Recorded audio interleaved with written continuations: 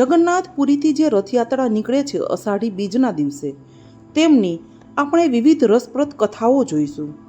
પવિત્ર નૈમિષારણ્યમાં સૌનક ઋષિએ સૂતજીને તીર્થક્ષેત્રના વિષયમાં જે પ્રશ્નો પૂછ્યા તેમના વળતા ઉત્તરમાં સૂતજી જગન્નાથ ક્ષેત્ર વિશે જણાવતા હતા. જેના 6ઠ્ઠા અધ્યાયમાં જણાવ્યા મુજબ વૈશાખ સુદ 8મે કાષ્ટમય મૂર્તિની સ્થાપના ગુરુવારે શુભ નક્ષત્રમાં કરી. એ સમયે પ્રભુ જગન્નાથજીએ રાજા ઇન્દ્રદ્યુમ્નને પ્રસન્નતાપૂર્વક કહ્યું કે હું અહીં બ્રહ્માના 2 પરાર્ધ સુધી આ તીર્થક્ષેત્રમાં વાસ કરીશ. હે રાજા, જેઠ સુદ પૂનમે મારો જન્મ ઉત્સવ ઉજવવો અને એ જ દિવસથી 15 દિવસ સુધી મંદિર બંધ રાખી અષાઢ સુદ બીજના દિવસે રથોત્સવ ઉજવવો. આ ઉક્તિ મુજબ ભક્તો અષાઢી બીજે રથોત્સવ ઉજવે છે. બીજી એક માન્યતા મુજબ દ્વારિકાપુરીમાં યાદવોના 56 કુળ વસતા હતા. યાદવો વ્યભિચારી બન્યા. અંતમાં યાદવ કુળનો નાશ થયો. શ્રી કૃષ્ણને અસહ્ય લાગી આવતા તે ગામ બહાર વૃક્ષ નીચે બેઠા. એ સમયે પારધીનું બાણ વાગવાથી તેઓ મૃત્યુલોકને છોડી ગયા. કૃષ્ણની ચિતા તૈયાર કરવામાં આવી. બલભદ્ર સુભદ્રાએ પણ તેમાં ઝંપલાવ્યું. એ સમયે મુસળધાર વર્ષા થઈ.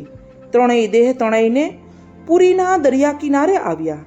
ત્યાંના રાજાએ ત્રણેય દિવ્ય દેહને પાટાપિંડી કરીને સુસજ્જ કરી નગરજનોના દર્શનાર્થે રથમાં બિરાજમાન કરી રથયાત્રા કાઢી. આ દિવસ અષાઢ સુદ બીજનો હતો. ત્યારથી શ્રદ્ધાળુઓ ત્રણેય મૂર્તિને રથમાં બિરાજમાન કરી રથોત્સવ ઉજવે છે. ત્રીજી માન્યતા છે કે ભગવાનને આંખનો રોગ થયેલો. આ દરમિયાન ભક્તોને દર્શન ન આપી શક્યા.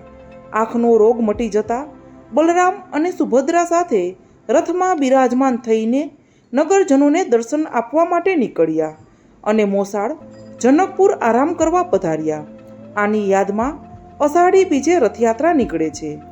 ચોથી માન્યતા પ્રમાણે કૃષ્ણની રાણીઓ માતા રોહિણી પાસેથી શ્રી કૃષ્ણની રાસલીલાની કહાની સાંભળવા ઈચ્છા વ્યક્ત કરે છે. એ વખતે માતાને એવું લાગે છે કે રાસલીલા બહેન સુભદ્રા ન સાંભળે તો વધારે સારું.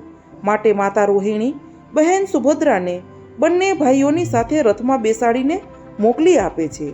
એ સમયે ત્યાં નારદજી પ્રગટ થાય છે અને ભગવાન શ્રી કૃષ્ણને પ્રાર્થના કરી કે આપ ત્રણેય ભાઈ બહેન આ જ રીતે દર વર્ષે રથયાત્રાના સ્વરૂપમાં પ્રયાણ કરી ભક્તોને દર્શન આપી તેઓને ધન્ય કરો અને મોક્ષના અધિકારી બનાવો. આમ રથયાત્રા નિમિત્તે વિવિધ કથાઓ પ્રચલિત છે.